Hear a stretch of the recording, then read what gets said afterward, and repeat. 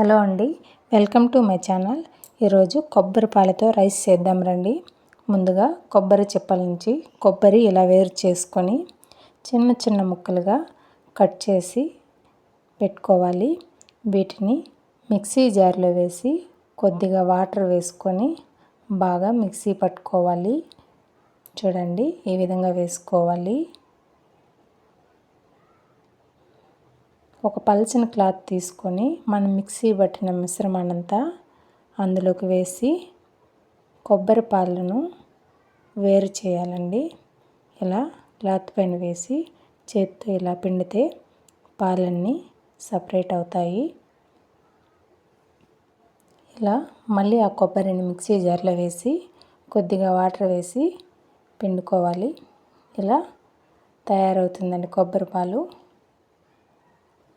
Stove మీద cooker ఉంచి అందులోకి ఆయిల్ వేసుకొని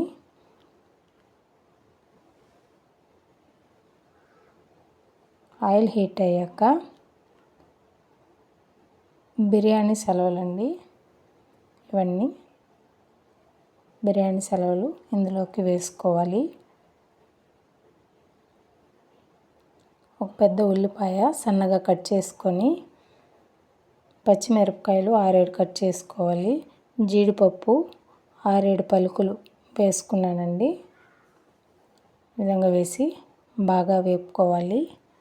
మన ఛానల్ చూస్తున్న వాళ్ళు తప్పకుండా లైక్ చేయండి, షేర్ చేయండి, సబ్స్క్రైబ్ చేసుకోండి. ఇలా వేగాక కొద్దిగా సాల్ట్ వేసి వేపుకోవాలి. అప్పుడు త్వరగా వేగుతుందండి. ఉల్లిపాయలన్నీ త్వరగా వేగుతాయి. చూడండి, ఈ విధంగా వేగాక మనం ఇందాక ఒక గ్లాస్ బియ్యం నానబెట్టి ఉంచుకున్నానండి, నీళ్ళు వంపేసి.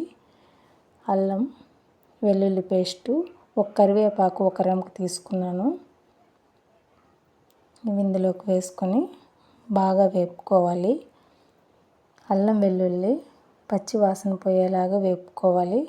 చూడండి, బాగా వేగిపోయింది. ఇలా వేగినప్పుడు మనం ఇందాక రైస్ నీళ్ళు పెట్టుకున్నాం కదా, అది ఇందులోకి వేసుకోవాలి. నేను 1 గ్లాస్ రైస్ తీసుకున్నానండి.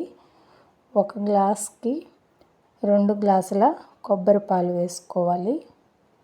చూడండి, ఈ విధంగా వేసుకోవాలి. 2 గ్లాసులు వేసి బాగా కలుపుకోవాలి.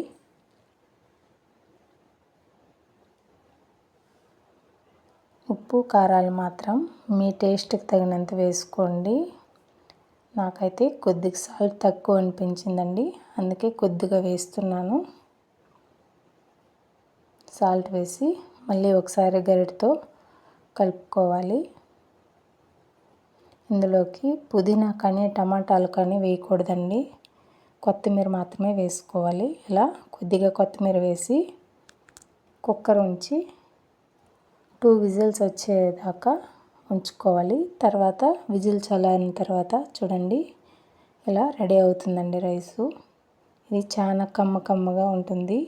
ఒకసారి ట్రై చేయండి, ఎంతో ఇష్టంగా తింటారండి మళ్ళీ చేసుకొని.